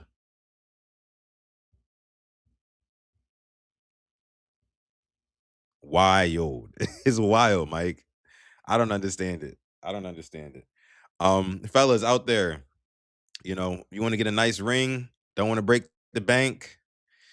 There's plenty of other better options than good old Wally Mart, man. I promise you that. So valid crash out on her part. Very, very valid. All right. Let's talk about let's see. How about we go here first? So whether you have children or not, because at some point you were a child, did your parents, or did you as a parent, allow your children to sleep over other people's houses? Right? Because I have some opinions on what I think it does for children. And again, I don't have kids yet. But like, I've done a lot of research, and I've talked to a lot of people who are parents, and they actually tend to agree with me on this. But let's listen to this guy on this podcast talk about why he doesn't allow it at all. My daughter wants to do a sleepover. I'm like, you're never doing a sleepover. Like, you're never. Like, the statistics on what happens at sleepovers is mind-blowing to me. I don't understand how any father, I'm saying this, I don't understand, and I hope they clip this, I don't understand how any father would ever allow their daughter, knowing what we know now with the data, would ever let their daughter or son go and do a sleepover. I don't care how much you trust someone. I don't care what it is. It takes one time. It takes one time. And the data is insanely scary and it's overwhelming. Yeah. You're almost guaranteeing that something's going to happen. My daughter wants to do a sleepover. So what do y'all think about that? You know what I'm saying? It's like never, like your daughter or your son is never allowed to stay the night over anybody else's house. What do y'all think about that? Because while I do understand that, statistics will say one thing about how, maybe 1 in 3 or 1 in 4 or whatever. I'm not exactly sure what the stats say. It could be dangerous, yes. But I'm thinking about okay, what if it was like somebody very, very close, a family member, something like that. And not to say that things can't happen within family, because they do. I know that. Trust me, guys, I know that. But I think that you're also low key, and this is my pushback to I know what a lot of you guys are saying in the chat. Do you think that, and I just offer this to you, do you think that you are kind of stunting the child's growth at all by never allowing them to realize that they have their own agency outside of your home? Because there's studies that I've read about that as well, which really intrigued me. And I had to ask some parents about this. And they said, I never really thought about it like that, but it does make sense. There are studies that do say that, children who do have the ability, the liberty to go and stay the night at somebody else's house and then, come back, things like that, they tend to be a little bit more independent. Right. Again, they tend to learn from an early age that they do have agency in this world outside of the house. That way they know how to conduct themselves when they're not around, mom and dad, things like that.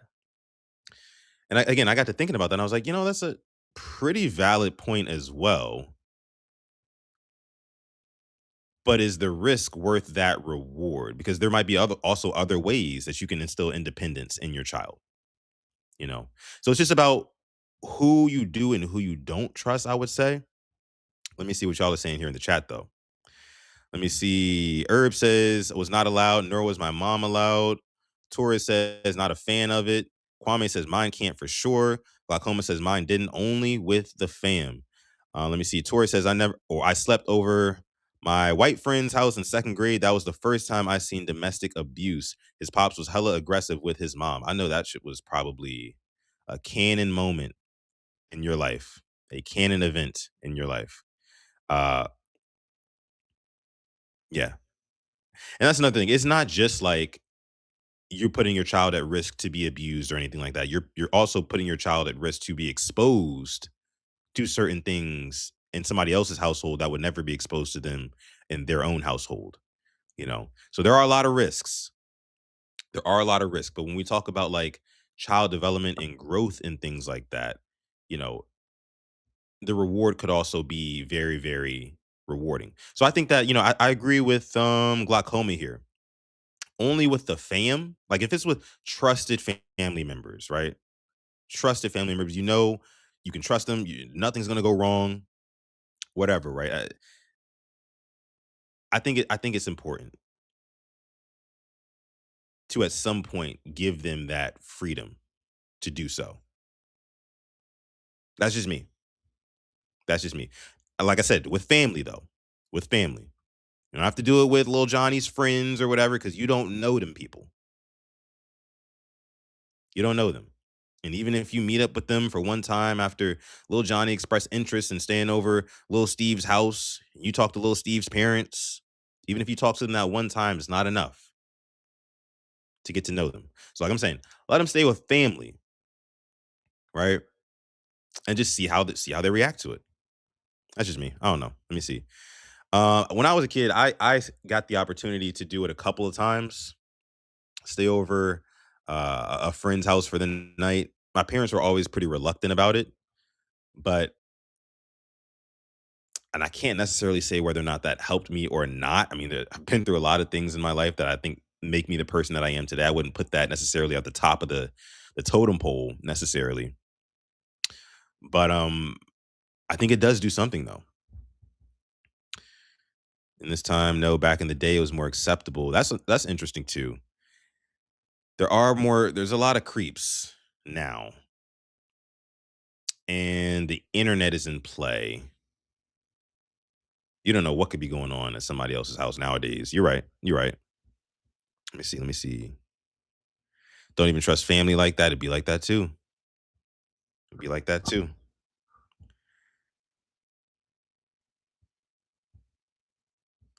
Sudden, you ever went into somebody else's fridge and their family don't know you? Shit will humble you. Yeah, it will. Hey man, I mean, you got to. That's the thing. That's why you got to go over like family's house. You know what I'm saying? Like you got to go over family's house. Like family is family. You can go in the fridge. You know, depending on how close y'all are, whatever. You can go in the fridge, see what's up, whatever.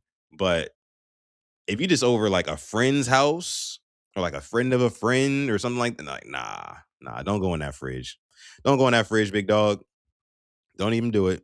You better ask your friend if your mom gonna cook something to eat. You go through your friend. Okay, that's what you do. That's what you do. All right, let's see here. Let's see here. What else we got? What else we got? What else we got? But I get you guys' point on that one. I get you guys' point. Staying with kids here. How do y'all feel about making kids of age in high school who can get jobs, making them pay bills in the house? Because some parents do that. You get a certain age, you get yourself a little part-time job here, you're gonna have to start contributing to the household. So my son has a job now, and I feel like he should help me around the house with the bills. So I told him starting February. I told him starting February 1st, he's gonna start paying $500 a month. And then he's gonna start paying his cell phone. I've been paying his cell phone since he had a cell phone since he was 7. You paid your phone bill like 2 times. Anyway, parents, do you think he should start paying rent? He feels like he don't have to pay rent. You want to give your part real fast? I'm 17, bro. What am I paying rent for?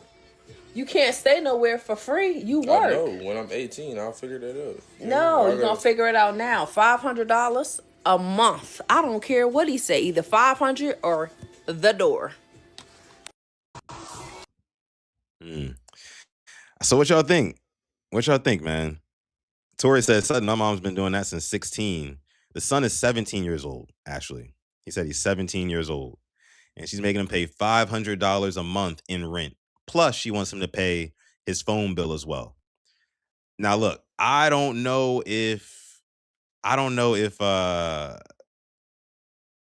this woman here has a husband or a partner to help her out with bills, but I'm gonna just be honest with you. It sounds like she doesn't. And if she doesn't, I think that it would be warranted for, her son to help mom out with the bills. Now, if you live in a 2-parent household and, I understand wanting to teach your child some sort of financial responsibility early in life. But $500 a month plus a phone bill, which I guess we'll tack on an extra maybe $80 to $100. So damn near $600 a month is a little steep. It's a lot of steep, actually, for a 17-year-old. Because, I mean, you're 17, you can only work but so many hours because you have school, right?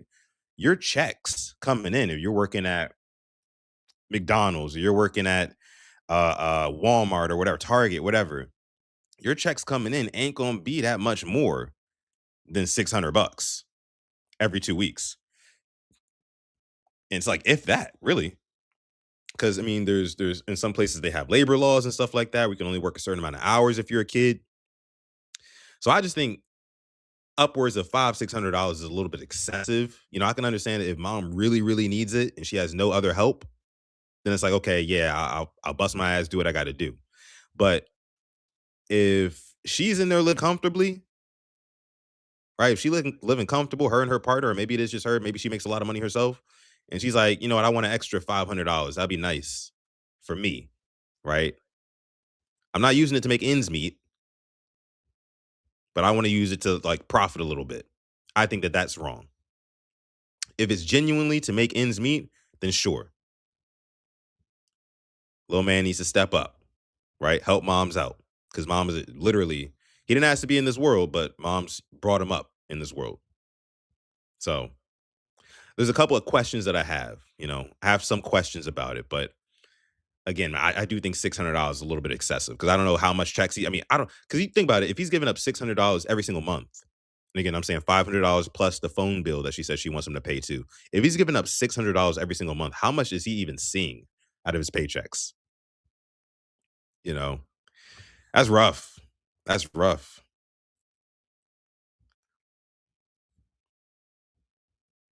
Kwame says he'll be living with her till he's 40. Damn. That's a point. That's a point. I don't know, man.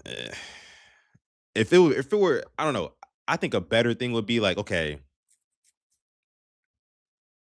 to help teach you financial management, yes, give me some of your checks, right? And I'll put some of it towards bills, but then I'll put some of it into like a savings account that you don't even know about. That when you graduate, you'll get that money back, right? And you'll have learned something by then. Maybe that's a good thing to do. As Modia says, I'm 100% for it. It's not even about helping around the house. It's about teaching them fiscal responsibility. I'm personally starting with the trash bill. Yeah, I mean, and that's fine, Asmodeus. That's perfectly fine. I mean, trash bill, what are we talking? Maybe what? 20, $30 a month, something like that. Not no 500. That's a lot of money for a 17-year-old to consistently produce. I get it's only once a month, but like still, that's a lot of money on top of school. Tori says, if you don't like it, move on your own. And that's what this lady said here.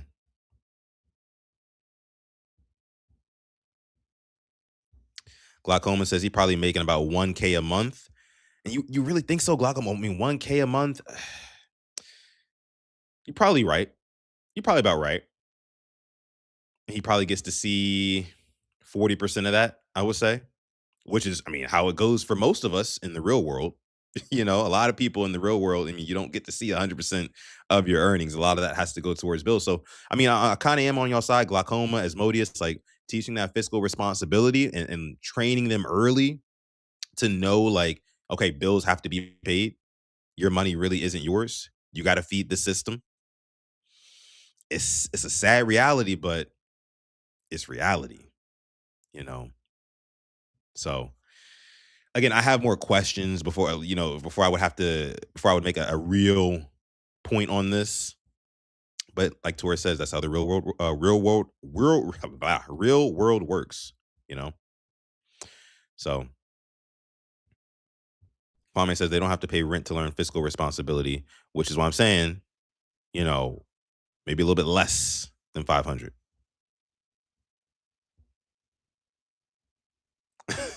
Kwame. Oh my gosh. 20 an hour, 32 hours a week, 1,200, give or take. That's 2,400 under probably a month. 500 ain't nothing. 20 an hour at 32 hours a week? I mean, how are you working 32 hours a week, though, in high school? I don't really see that. And most people, I don't know what minimum wage is. Depends on where they live, too. But most high schoolers, I don't think they're making 20 an hour. Are they? I haven't worked an entry-level job, like something that you would work at a high school in a while. But I didn't think that they were starting them off at 20. Let's see. Mike says, age 16 through 18 in high school, I'm not asking my kid for any bill money. They can get a job and buy them extra-ish. I won't provide or save up to buy the car. I'm not buying them. Yeah, I mean, if you can teach them how to save, maybe don't like, hey, like, I'm taking your money. This is going towards the house bills, right? But if you can teach them how to save, right? At least do that. At least do that.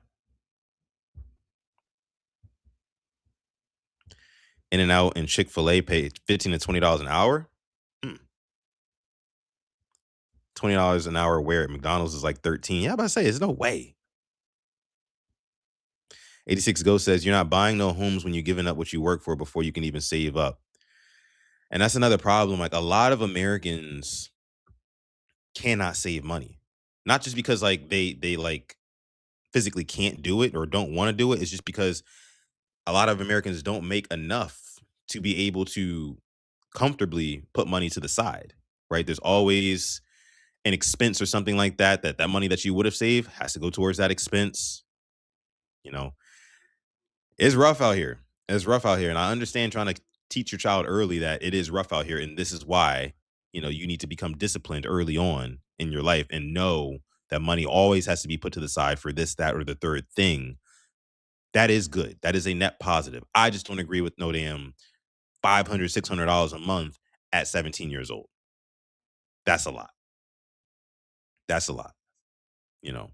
Or if you're going to do $500, $600, maybe do half towards the bills, half towards an actual savings account. And then you give them that savings account when they graduate and they learn like, oh shit, like this is what happens when you save money. Maybe I'll start doing that on my own so I can have these big lump sums of money just kind of stashed away. I don't know. Got to play the game. Got to play the game. Wages they've not kept up with the cost of living at all. They have not, which is the sad part. But let's move along, guys. Let's move along. We're getting through this. We're almost 2 hours into the show. Thank y'all so much for coming through. Make sure you leave a like on this video.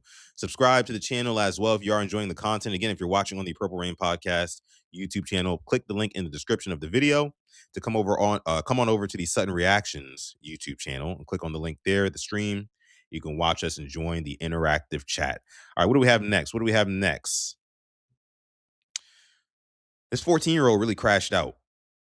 But does he deserve to go to jail for life? Prison for life?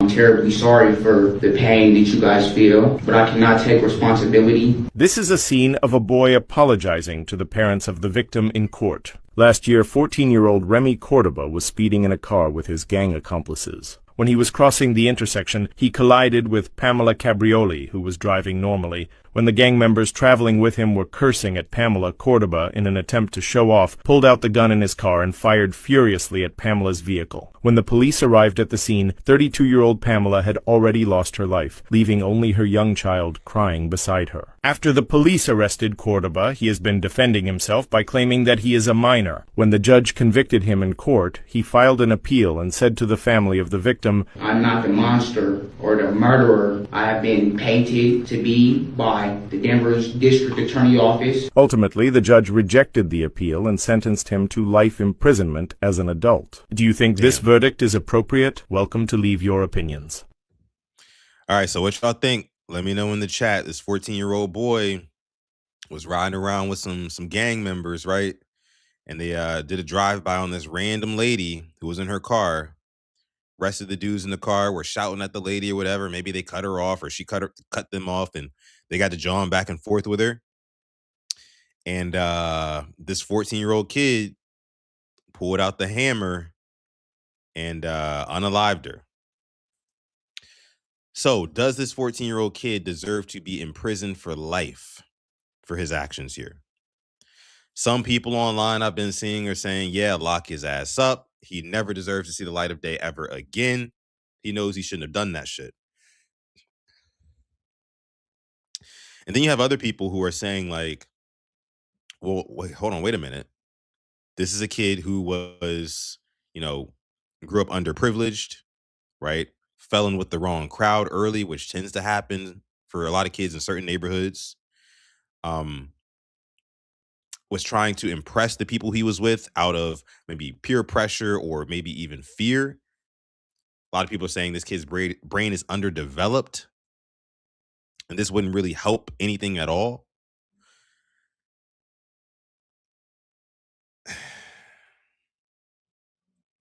It's a tough one for me, guys. It's a tough one for me because on the one hand, you had a woman who lost her life, who was maybe a mother, but definitely a daughter or a sister or a cousin or a friend, and you took her life senselessly.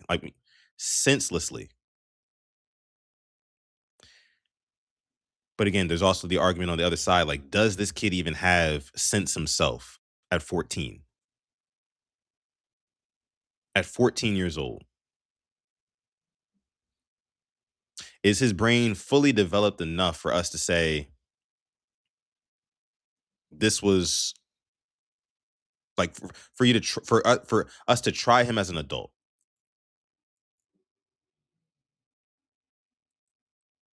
This one's tough, guys. I want to read you guys' comments on this. ISO says, yeah, shorty got to go.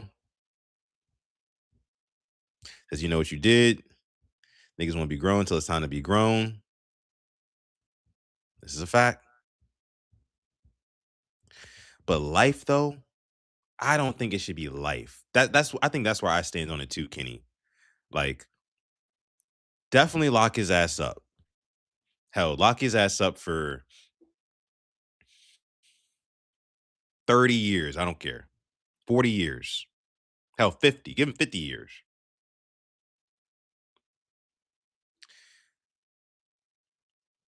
Take his youth from him, put him into his older years by the time he can get out. But I don't even think a 14-year-old can grasp the reality of what a life sentence really even is. Because his life has barely even started yet.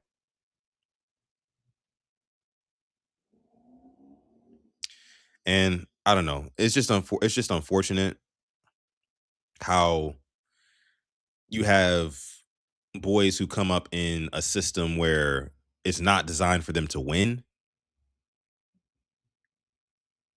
and they succumb to the streets and they get into these gangs at 14 years of age. You know, with all the influences, the music, and again, the people around them and things like that, maybe just the lack of parental guidance as well. A lot of these boys look for family in gangs because they lack family at home. They don't tell you, but gangs offer that feeling of family and camaraderie, right? And togetherness. They do. As dangerous as they are. And for a 14-year-old to get looped into that, oh, he was going to do anything in his power to make sure the other people in that gang knew that he belonged. You know? And at 14, I really don't think that he understands the consequences of an action like that. I mean, he knows, yeah, I just killed a lady, right? But I don't think he has the life experience to really know the gravity of what happened there. Again, there's no excuse. So still, I say lock his ass up. But a life sentence, I think, is overkill. I think that's overkill.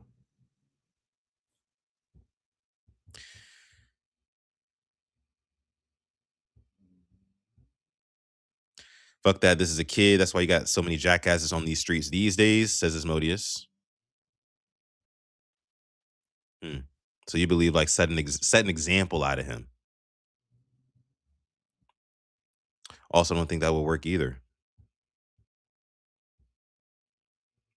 I don't know. Does everyone that grew up underprivileged commit crimes? He should be in jail. I can't judge the time though. Not everybody who grew up in underprivileged communities commit crimes. Not everybody.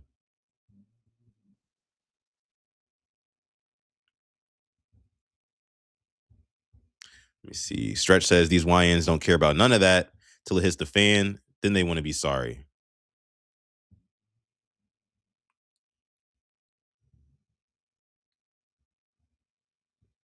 Glaucoma says if it's life with parole, it's accurate. I can also see that as well. You know, good behavior after 30 years or something like that. Maybe then you can get out. Then you have to rehabilitate whatever. As Modi says, how about the kid in the back who just hold on? How about the kid in the back who just saw their mother get killed while driving their car? Insane. And again, it's like I feel like any sane human being with any sort of life experience would know that that's some foul shit. And that's why I think it's gotta be something mentally with a kid like this. I mean, how do you pull the trigger on a mother in the car, and I'm not sure if they mentioned that her kid was in the back, but I'm gonna take your word for it there. How do you? I mean, again, how do you in your right mind pull that trigger in that situation? Like, I don't get it. But yeah, life. That's what they said. Life. Chat's moving. Chat's moving. Let me see. I'll do an Indian prison down now. He was in prison since age 15. They said they're gonna love him in there. That is crazy. It's crazy.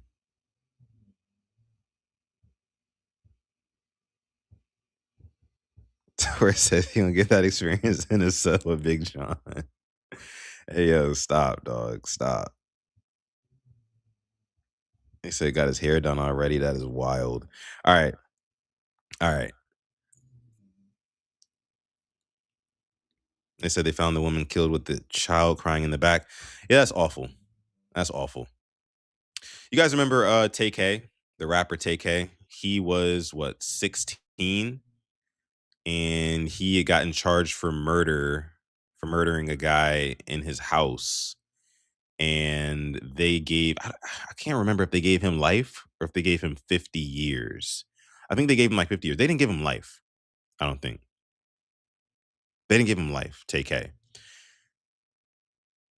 I guess it also depends on where you do this, because I think he said they were in Denver. So they're in Colorado here. So Colorado state laws, how they do things might be a little bit different from how they would do things in Georgia, I would assume. You know, Glaucoma says take a different. That nigga was a different breed of wine. He was crazy. He was crazy. He was crazy. Sutton, were you alive during the Super Predators era? I don't think I was, honestly. I don't think I was. Either that or I just don't remember. But I was born in 95, so you tell me. I don't know.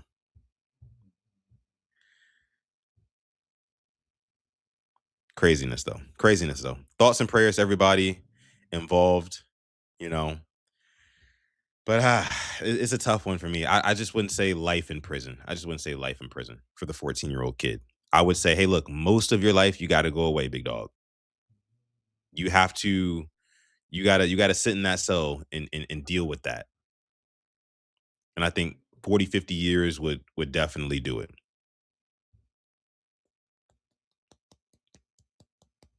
I don't know. All right. What else do we got? I think that was about it, guys. I think that was about it. Let's wrap it up with this, though. Let's wrap it up with this. Most of you guys in here are Ravens fans, right? Do you guys remember Kyle Van Noy saying this about referees? One thing I think they should do is I think refs should do press conferences after games. Just like coaches and players, they should have to go to the podium as a unit. You have one spokesperson, but whoever makes the call has to walk their ass up and explain, what they see and how all that. What do y'all think about that? What do y'all think about referees having to do post-game pressers?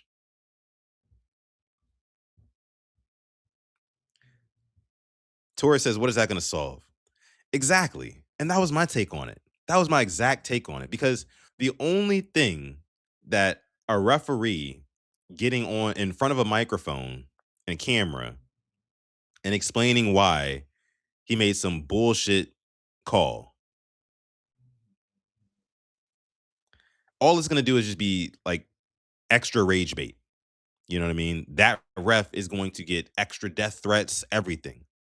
And you guys know how the internet is. Everything goes super viral just like that.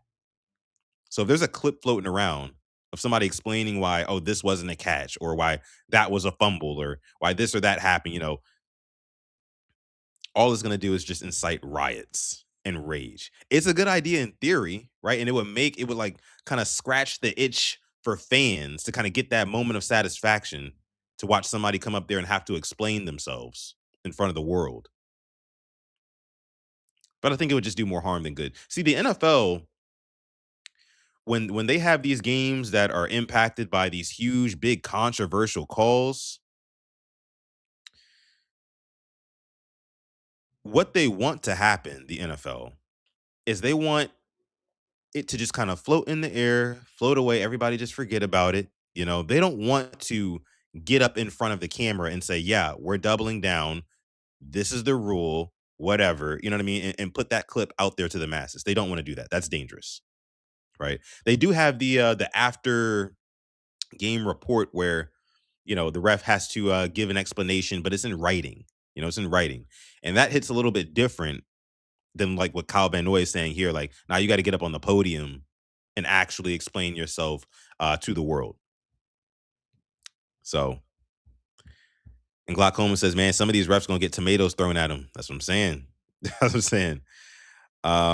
Kogan says if they know they're being held accountable publicly, then maybe they will be more locked in.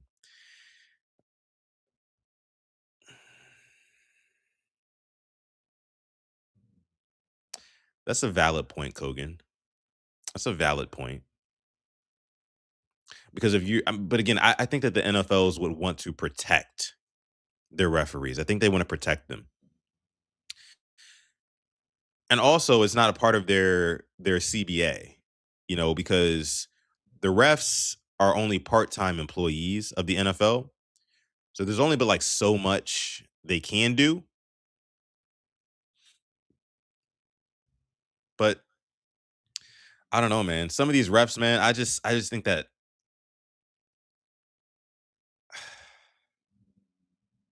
some of them might be gambling too.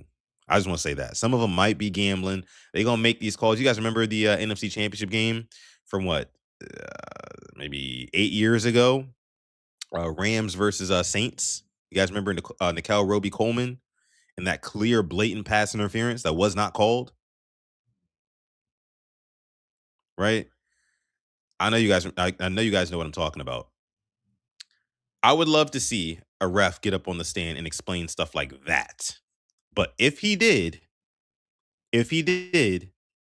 oh, I mean, they'd be all after his family. You know what I mean? It's not that they don't already know who he is, but the extra rage bait that would come from, you know, actually getting on camera and doing it, that'd be different. That'd be different. Let me see. Make him full-time just like a coach. I agree. Make him full-time and hold him accountable. Hold him accountable. All right, guys. Ace is telling me to wrap up here. I think we're going to go ahead and wrap the show. Appreciate all of y'all for coming through to this episode 26 of Sutton Reactions as we are over 2 hours into it. Love you guys. Appreciate y'all. And you guys have a great weekend. Always stay positive, test negative. Don't forget to like this video, subscribe to the channel. I'll catch you guys on the next video. Peace.